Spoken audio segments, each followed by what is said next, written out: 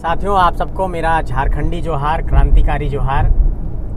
साल का अंत होने वाला है और हम दिसंबर के महीने में हैं। और जब भी कोई नई शुरुआत होती है, अगले कुछ दिनों के बाद हम सब नए साल में प्रवेश करेंगे।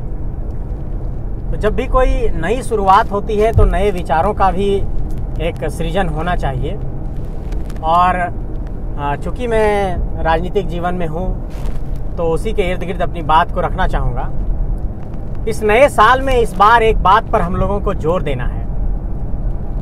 साल के अंत होने के बाद हम सब देखेंगे कि लगातार लोग अपनी राजनीतिक पिच को तैयार करते हुए दिखाई पड़ेंगे। और खासकर हजारीबाग लोकसभा के लोगों को मैं ये कहना चाहता हूँ कि इस बार जो लोग राजनीतिक पिच तैयार करने की कोशिश कर रहे हैं, उनकी मंशा को, उनकी होशियारी को, उनकी धूर्तता को, उनकी चालाकी को जरा समझने की कोशिश करिएगा। आपको याद होगा पिछले बार जब लोकसभा का चुनाव था तो आप सोचिए कि जिस जमीन पर एयरपोर्ट बनाने का वादा किया गया था, वहां पर इन चालाक होशियार लोगों ने मिट्टी खोदकर 2-4 ईंटा लाकर भूमि पूजन किया था कि एयरपोर्ट बनाएंगे। हजारीबाग में एयरपोर्ट का क्या हुआ आपको पता है। उसके बाद बहुत धूमधाम से रेलवे स्टेशन का इस कदर से उद्घाटन किया गया वहां पर, और इस तरीके से उसको प्रोजेक्ट किया गया कि अब हजारीबाग के लोगों को पता नहीं क्या मिलने वाला है। और उस ट्रेन की स्थिति क्या है आपको पता है। आपके जमीन से दिन रात कोयला निकाल करके लोग ले जा रहे हैं और आप बिजली के लिए तरसते रहते हैं। बिजली के लिए तरसना तो खैर चलिए, ये हम लोगों की आदत बन गई है, नियति हो गई है। लेकिन ये भी वादा दिखलाया गया था कि यहाँ से लंबी दूरी की ट्रेनें चलेंगी। और क्या लंबी दूरी की ट्रेनें अब चल पाई अब तक? और अब जब चुनाव नजदीक है तो लोग अब कहने लगे हैं कि अब लंबी दूरी की ट्रेन चलेगी, रांची बरकाकाना का लाइन शुरू होने वाला है। ऐसे ऐसे सपने और सब्जबाग दिखाए जा रहे हैं। मैं ये कहना चाहता हूं कि हजारीबाग की जो सिन्हा एंड कंपनी है, यशवंत सिन्हा जी इस देश के विदेश मंत्री रहे, वित्त मंत्री रहे। उन्होंने हजारीबाग का क्या किया आप सबको पता है।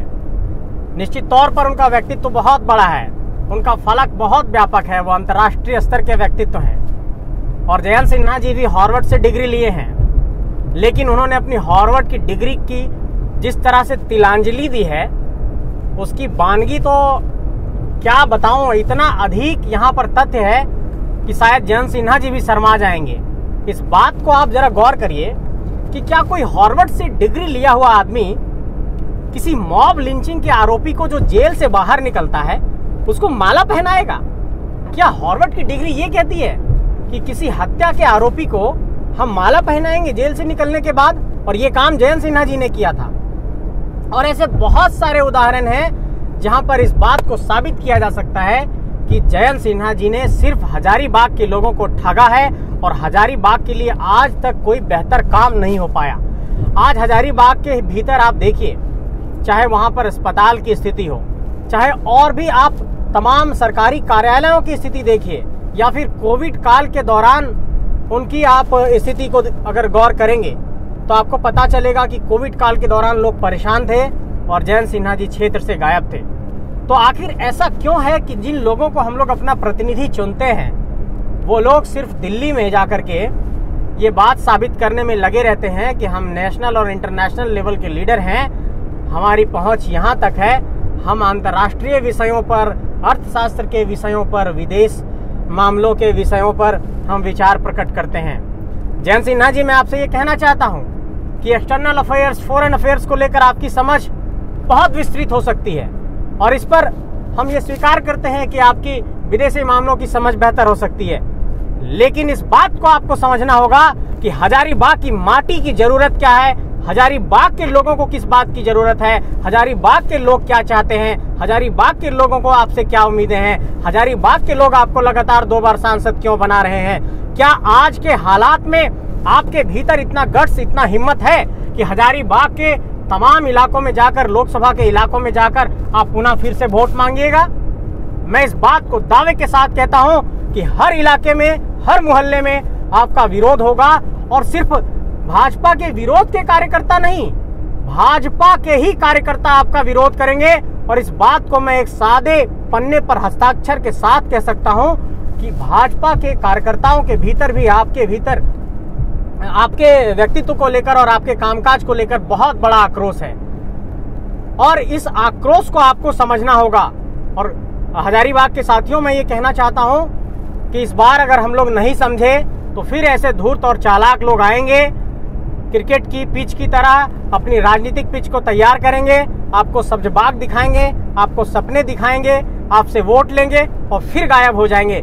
इसलिए हजारीबाग के लोगों, इस बार ये तय करिए कि इस बार हजारीबाग का अगर कोई सांसद होगा तो इस माटी का बेटा होना चाहिए।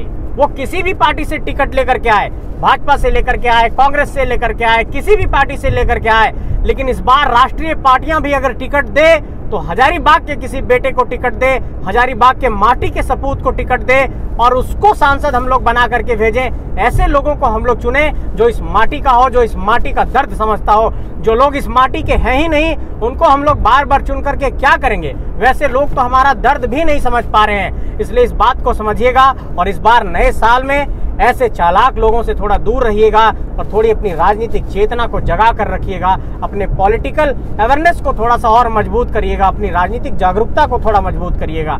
यही मैं आप सबसे कहना चाहता हूं। आप सबको बहुत बहुत धन्यवाद। जोहार।